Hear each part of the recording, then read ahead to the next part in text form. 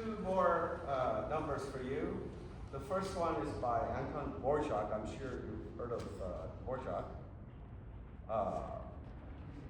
He, on his, he basically moved here to the United States from Czechoslovakia, and so he composed this piece.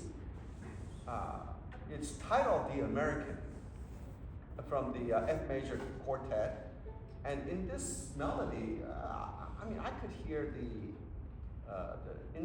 American Indian native tune.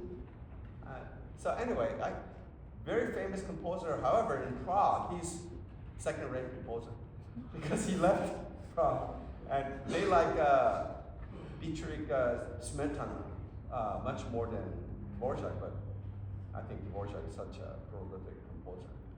I disagree. Anyway, I hope you like this American quartet.